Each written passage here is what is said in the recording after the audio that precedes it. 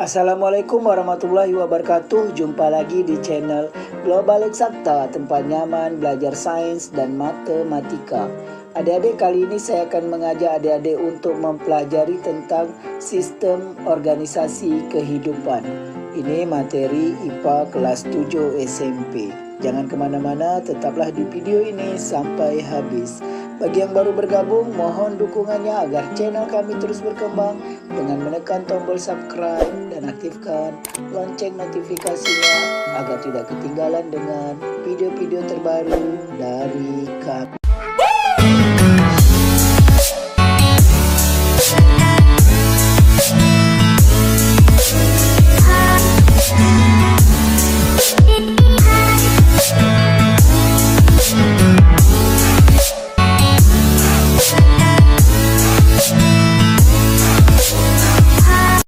Langsung saja kita bahas tentang sistem organisasi kehidupan. Seperti di dalam suatu kelas memiliki sistem organisasi kelas atau struktur organisasi kelas, bahwa kehidupan di permukaan bumi ini juga memiliki organisasi yang kita sebut dengan sistem organisasi kehidupan. Sistem organisasi kehidupan adalah suatu perangkat pada elemen kehidupan dari struktur yang terkecil sampai struktur yang terbesar dengan memiliki tugas dan fungsi tersendiri. Adik-adik bisa lihat ini gambarnya, ya, struktur dari terkecil yaitu dari atom hingga ke biosfer. Nanti kita bahas satu persatu dari yang terkecil hingga yang terbesar. Oke adik-adik, urutan sistem organisasi kehidupan dari yang terkecil hingga yang terbesar yaitu pertama atom, kemudian yang kedua molekul, kemudian ketiga organel sel, yang keempat sel, yang kelima jaringan, yang keenam organ, yang ketujuh sistem organ, yang kedelapan organisme, yang kesembilan populasi, yang kesepuluh komunitas, kemudian yang ke-11 ekosistem, yang ke-12 bioma, yang terakhir yang terbesar adalah biosfer. Ini urutannya adik-adik harus ingat ya, khususnya dari sel hingga organisme itu wajib adik-adik ingat dari urutan yang terkecil hingga terbesar. Lebih baiknya lagi dari atom sampai ke biosfer. Jadi kita bahas langsung struktur organisasi kehidupan atau sistem organisasi kehidupan dari yang paling kecil yaitu atom. Atom ini adalah gambarnya, adik-adik bisa lihat di situ, yaitu ada inti atom dan ada elektron. Jadi atom adalah bagian terkecil dari suatu materi yang terdiri dari inti atom dan elektron yang mengelilingi inti. Intinya itu terdiri atas proton dan neutron. Oke adik-adik, kita lihat sistem organisasi kehidupan yang kedua yaitu molekul. Molekul adalah sekumpulan atom yang saling berikatan satu dengan yang lain. Adik-adik bisa lihat itu gambar, ada berbeda warna, itu diibaratkan ya atom yang berbeda itu saling berikatan. Itulah yang disebut molekul. Oke adik-adik, kita lihat struktur organisasi kehidupan yang ketiga yaitu organel sel. Seperti yang adik-adik lihat di gambar, organel sel adalah komponen-komponen penyusun sel yang memiliki fungsi untuk mengatur proses kehidupan di dalam sel. Adik-adik bisa lihat di situ, di dalam sebuah sel itu terdiri atas beberapa organel sel, yaitu ada contohnya yang di bagian dalam kecil-kecil itu ya, yaitu misalnya mitokondria, kemudian lisosom, dan yang lain-lainnya ini ya, itu adalah organel sel. Adik-adik kita lihat struktur organisasi kehidupan yang keempat yaitu sel. Sel adalah unit terkecil dari makhluk hidup yang dapat melaksanakan kehidupan. Semua fungsi kehidupan diatur dan berlangsung di dalam sel.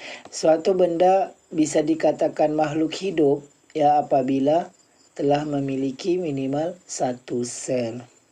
Oke adik-adik, struktur organisasi kehidupan yang berikutnya adalah jaringan. Jaringan adalah kumpulan sel-sel yang serupa dan bersama-sama menjalankan fungsi tertentu.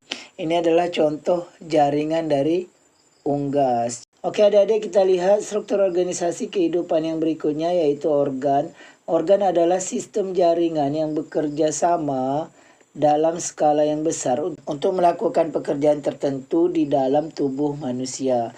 Oke, ini adalah contoh-contoh gambar organ ya, jantung dan yang lain-lainnya. Itu adalah contoh dari organ.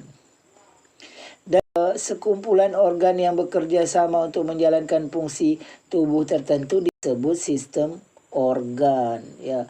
Oke, ada lihat contoh gambar ini, yaitu gambar sistem pencernaan. Jadi di dalam sistem pencernaan sekumpulan organ-organ bekerja sama, yaitu untuk sistem pencernaan contohnya organ-organnya dari mulut, kemudian kerongkongan, lambung, usus halus, usus besar sampai ke anus, itu saling bekerja sama. Itulah yang disebut sistem organ. Contoh lain adalah sistem pernapasan, peredaran darah, dan lain sebagainya yang akan kita bahas khusus nanti pada sistem organ. Oke adik-adik, struktur organisasi yang berikutnya adalah organisme. Organisme ini adalah individu. Jadi jika sel telah terbentuk jaringan, organ, dan organ-organ saling bekerja sama membentuk sistem organ, dan sistem organ sudah lengkap, maka terjadilah suatu organisme, yaitu individu. Organisme ini bisa organisme uniseluler dan organisme multiseluler. Organisme uniseluler contohnya seperti bakteri, amoeba. Sedangkan organisme multiseluler contohnya seperti manusia, gajah, pohon mangga, dan lainnya. Oke adik-adik, selanjutnya populasi. Populasi adalah sekelompok organisme dari spesies yang sama di dalam kawasan tertentu. Oke adik-adik, yang selanjutnya komunitas. Komunitas adalah semua spesies yang berbeda dalam suatu wilayah tertentu. Ya, ini contoh gambarnya. Ini contoh dari Kemudian adik-adik ekosistem. Ekosistem adalah semua komunitas di wilayah tertentu serta semua komponen fisik lingkungan yang tidak hidup. Jadi di ekosistem ini adalah sudah terbentuk hubungan timbal balik antara makhluk hidup dengan makhluk hidup lainnya, kemudian makhluk hidup dengan makhluk tidak hidup, dengan lingkungannya. Oke adik-adik. Jadi di situ ada komponen biotik dan komponen abiotik. Adik-adik, struktur organisasi kehidupan yang berikutnya yaitu bioma. Bioma adalah komunitas tumbuhan dan hewan yang memiliki karakteristik yang sama untuk lingkungan tempat mereka berada. Contohnya bioma gurun, bioma padang rumput, dan lain-lain sebagainya.